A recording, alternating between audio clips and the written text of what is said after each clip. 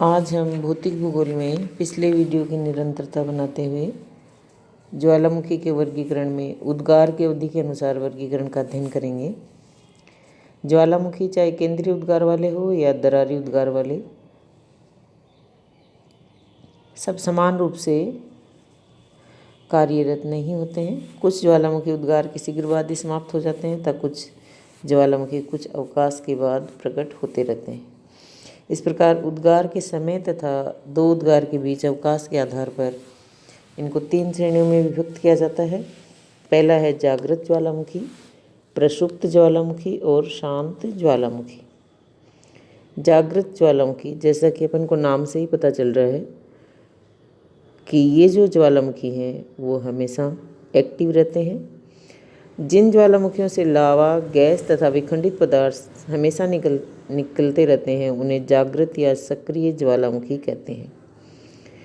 विश्व के जागृत ज्वालामुखियों की संख्या लगभग 500 के लगभग है। इनमें प्रमुख इटली के एटना तथा स्ट्राम्बोली ज्वालामुखी भूमध्य सागर में सिसिली के उत्तर में लिपारी द्वीप पर स्थित है। इससे सदैव प्रज्वलित गैसें निकलती रहती हैं, जिससे आसपास का भाग हमेशा प्रकाशवान रहता है। इसी कारण इस ज्वालामुखी को भूमध्य सागर का प्रकाश स्तंभ, लाइट हाउस कहते हैं। यह आपके जीके में भी क्वेश्चन आता है, लाइट हाउस का। भूमध्य सागर का प्रकाश स्तंभ स्ट्राम्बोली को कहते हैं। फिलिपाइन में पिनाटुबो ज्वालामुखी के भी जो है उसको भी सक्रिय ज्वालामुखी के अंतर्गत ही अपन बता सकते हैं, यानी पिनाटुबो ज्वालामुखी भी सक्रिय ज्वालामुखी है। फिर आता है प्रसुप्त ज्वालामुखी।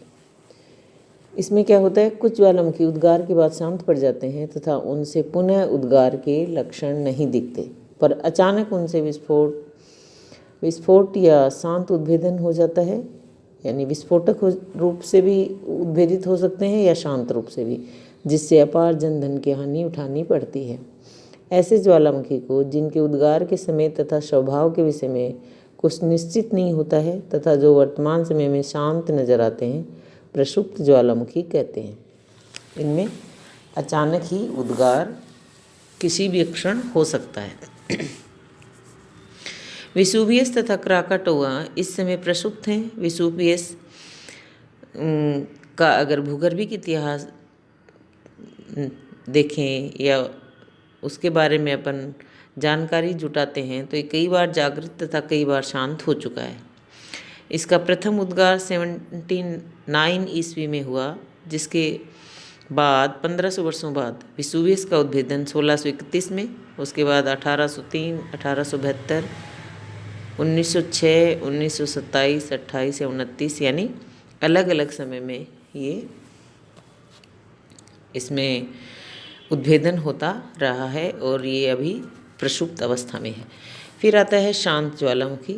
जब ज्वालामुखी का उद्गार पूर्णतः समाप्त हो जाता है और उसके जो मुख है उसमें जल आदि भर जाता है, झीलों का निर्माण हो जाता है, तो पुनः उसके उद्गार की संभावना नहीं रहती है। और जिसमें भूगर्भिक इतिहास के अनुसार इनमें बहुत लंबे समय से पुनः उद्गार नहीं हुआ है, ऐसे ज्वालामुखी को शांत ज्वालामुखी कहते हैं। देमवंद और ईरान का जो शांत ज्वालामुखी है, इसी तरह म्यांमार का पोपा भी प्रशांत यानी शांत ज्वालामुखी का एग्जाम्पल है। अब आता है इसका ज्वालामुखी का विश्व वितरण। ज्वालामुखी की स्थितियों के विश्व व्यापक प्रतिरूप को 2 रूपों में व्यक्त किया जा सकता है।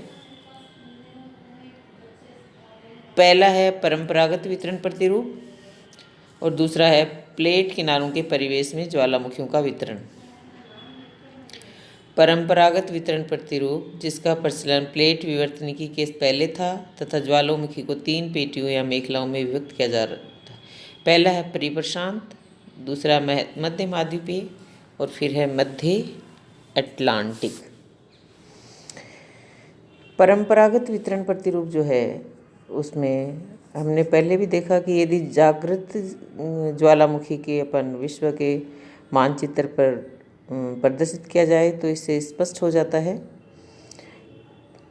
जागृत एवं अन्य ज्वालामुखियों को कि एक निश्चित क्रम में इनका वितरण पाया जाता है। जागृत ज्वालामुखियों की संख्या लगभग 500 बताई जाती है, लेकिन अगर प्रसुप्त शांत सभी को शामिल कर लिया जाए तो ये संख्या अधिक हो जाती है। ज्वालामुखी उद्गार के लिए आवश्यक है कि वहाँ पर भूपटल कमज़ोर हो तथा गैसों के निर्माण के जल की सुलभता होनी चाहिए। इस दृष्टि से पर्वत निर्माण के क्षेत्र तथा सागरीय तटवर्ती भाग ज्वालामुखी क्रिया के लिए उपयुक्त होते हैं। इस आधार पर यदि ज्वालामुखी के विश्व वितरण पर ध्यान दिया जाए तो स्पष्ट हो जाता है कि विश्व के अधिकांश ज्वालामुखी नवीन जो फोल्डेड माउंटेन्स हैं या पर्वलित श्रेणियां हैं, जैसे रॉकी एंडीज श्रृंखला, आल्प्स हिमालय श्रृंखला, रॉकीज श्रृंखला, एंडीज, आल्प्स, हिमालय, भूभ्रंश घाटियों के सहारे रिफ्ट वैली का अपन बता सकते हैं, सागर तटीय भाग खासकर महाद्वीपीय मग्न तट तथा मध्य महासागरीय कटक के सहारे। नवीन जो फोल्डेड माउंटेन है या नवीन वलित पर्वतीय क्षेत्रों में संपीड़न तथा खिंचाव के कारण हलचल होती रहती है, जिस कारण दरार पड़ जाने से भूपटल कमज़ोर हो जाता है और ज्वालामुखी का उद्गार हो जाता है।